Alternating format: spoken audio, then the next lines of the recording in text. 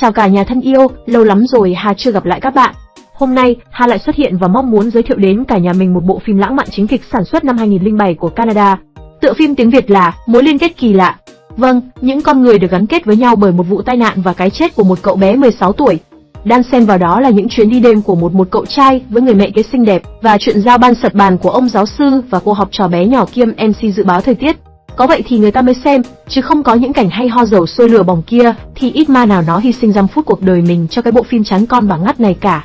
Xem xong thế nào các anh em chiến hữu cũng cào bàn phím mắng vốn Hà Châu kịch liệt nà. Không con cả, con dưa là mất thời gian của cả nhà mình nữa. Chúng ta cùng vào phim thôi. Catherine, mẹ của cậu bé 16 tuổi không may qua đời vì đen đủi kê mông ngồi ké xe của thằng bạn. Sau cái chết của con trai cả, người mẹ vô cùng đau lòng, chìm sâu trong nỗi đau của quá khứ và vô tình biến căn nhà mình thành một lăng mộ. Bà tự cô lập và bỏ đói ông chồng, ghẻ lạnh với thằng út và cấm hắn bước chân vào phòng anh trai đã mất. Hàng ngày Catherine tưởng nhớ con bằng cách hít quần áo để cảm nhận mùi hôi của con trai đã mất. Giáo sư Bảnh Bowen đã có vợ nhưng vẫn còn ngon cơm lắm, phong độ người người khiến bao nữ sinh ngày đêm mơ tưởng. Một trong những đứa chip hôi đó là một học sinh kiêm MC dự báo thời tiết bán thời gian đã thành công thu hút được sự chú ý của ông giáo già. Cho em xin số nhà và cho em xin trái tim thầy luôn được không? Tại nhà mình, giáo sư Wan tần ngần khi nhìn bài báo viết về cái chết của cậu học trò 16 tuổi. Có vẻ như ông ấy đang chôn giấu một bí mật động trời gì đây. Wan có một người em trai, kể từ khi hai anh em gặp phải tai nạn thương tâm 2 năm về trước, cậu em lăn ra trầm cảm và tự nhốt mình trong nhà chưa từng bước ra đường. Giáo sư Wan cũng khó thoát khỏi bóng ma của quá khứ. Ông đến gặp bác sĩ tâm lý và thú nhận ông đã say xỉn khi lái xe và gây ra tai nạn. Nhưng nhờ đội ngũ luật sư tài tình, ông đã thoát tội và cuối cùng người chịu trách nhiệm cho vụ tai nạn kia lại là một học sinh cá biệt.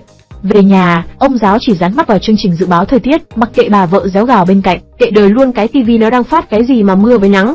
Ông lúc này chỉ tập trung cao độ vào hai quả núi của cô MC bé nhỏ. Rồi thì chuyện gì tới cũng tới, cơm nguội canh lạnh lâu ngày, bà vợ cũng buồn chán mà xách gói ra đi. Trai trẻ này là do đi, lỡ dại ăn cắp xe rồi lại hào phóng cho thằng bạn thân đi nhờ. Không may tay lái còn non lắm nên đã tiễn bạn lên đường trong vòng một nốt nhạc. Kết thúc là thằng Tiến trại giam nhé em. Sau thời gian bị giam, cậu ta đã được thả về nhà đoạn tụ với cha già và mẹ kế. Cha Jordi là một bác sĩ tâm thần. Đang trăng mật tùng lung với Elise, mẹ kế ngọt nước thì thằng con phá gia chi tử cứ lù lù như con kỳ đà cằn mũi ở nhà.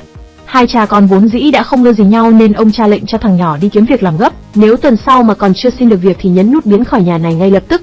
Mẹ kế có già dặn gì đâu, chỉ chạc tuổi con trai mưa nên rất am hiểu tâm tình anh bạn. Cô cố gắng thân thiện với Jordi, cho rằng con nhỏ xoài non ở bên cạnh bố mình chỉ vì tiền. Jordi lạnh nhạt tránh mặt Elise. Thật khó khi tìm việc làm với một vết đen to đùng trong lý lịch, nhưng rồi với sự quyết tâm năn nỉ hết mình, Jordi cũng đã được nhận vào làm tại một tiệm bánh pizza. Bán bánh xong, Jordi về nhà tự xử trong phòng. Đang lặng lẽ viếng cụ thẩm dù thì bị Elise bắt gặp. Tức giận vì bị bật mí cái bí mật thầm kín, anh bỏ ra ghế đá công viên ngồi ngắm mấy em gái đẹp tập thể dục.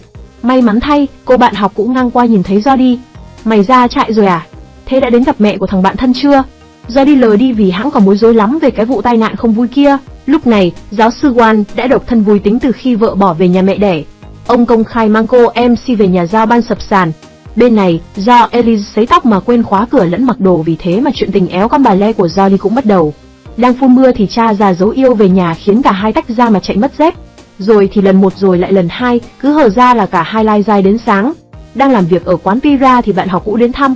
Sau khi hỏi han một số chuyện thấm ý thấm tình thì anh mời nàng về nhà tâm sự mỏng. Là bạn cùng lớp, cô nàng nhanh chóng bắt chuyện vui vẻ cùng Jordi. Đang tám cùng nhau thì Elise xuất hiện gườm gườm phát sợ. Ai đấy? Dạ, đây là bạn học cấp 3 của con. Trả lời thế thôi, Jordi thấy nhột nhột nên đành thôi tiễn bạn về nhà. Thế nhưng từ đó, Jordi và cô bạn kia thường xuyên gặp gỡ và cả hai có vẻ đã phải lòng nhau. Còn mối tình tính tang của ông giáo Wan cũng tan tành vì hóa ra cô MC kiêm học trò kia đã từng phỏng vấn ông vụ tai nạn 2 năm về trước. Nàng biết rất rõ ràng ông thoát tội nhờ thuê được luật sư giỏi. Không muốn ai chọc vào cái nhạc của mình, giáo sư lập tức chia tay cô người yêu trẻ. Bên này, Elise cũng không kiên nhẫn được nữa, cô muốn nói chuyện thẳng thắn với Jordi và cuối cùng thì chuyện tình sai trái của cả hai cũng bị ông cha phát hiện. Hai cha con lao vào thi triển quyền cước, Elise lao vào ngăn cản, kết thúc là mẹ kế đưa cha già vào viện. Jordi thì sau bao ngày né tránh cũng đã quyết định đến gặp Catherine, mẹ của thằng bạn đi ke xe để kể rõ mọi chuyện năm xưa. 2 năm trước, Jordi đang trộm xe thì gặp bạn Cindy nhờ cho nó lên xe lái đi phè phè nhưng đen đủi gặp ngay xe của ông giáo say xỉn. Thế là tai nạn xảy ra và cái kết là mọi tội lỗi đổ lên đầu Jordi vì anh ăn cắp xe và lái nó khi chưa đủ tuổi. Sau khi biết rõ nguyên nhân cái chết của con trai và chính giáo sư Wan cũng đã thú nhận tội lỗi của mình, Catherine đập cho lão giáo già một trận rồi quyết tâm đốt hết đồ đạc của người con trai đã mất. Bà cố gắng ra khỏi nỗi đau để chăm sóc cho những thành viên còn lại của gia đình. Cuối cùng, người mẹ đau khổ cũng đã thoát khỏi bóng ma của quá khứ. Tai nạn giao thông là điều không ai mong muốn, vì vậy để không gây tổn thương cho người khác cũng như chính mình, các bạn hãy tuân thủ luật giao thông khi ra đường nhé. Không lái xe khi có hơi men và không ngồi sau bánh lái khi chưa đủ tuổi. Lưu ý đi nhờ xe thì phải nhìn trước ngó sau, lựa người mà giao phó tính mạng kẻo có ngày mang họa. Cảm ơn cả nhà đã dành thời gian cho Hà. Hẹn gặp lại các bạn trong những tóm tắt phim sau. Tạm biệt các bạn.